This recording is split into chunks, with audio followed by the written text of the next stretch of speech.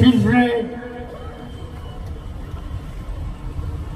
खेड्यापाड्याच्या शेतीची इमान राखणारे आपण सगळेजण या ठिकाणी आहोत आणि आज देशाचा कानाकोपऱ्यामध्ये कुठेही मेहनत करतो, घाम करतो, त्याच्या घामाची किंमत त्याच्या पत्रात कळत नाही. ते कर्ज डोक्यात एवढं बसतं की घरातली भांडी कुंडी ही काढण्याची भूमिका सावकार किंवा येऊन बँका सुद्धा घेतात.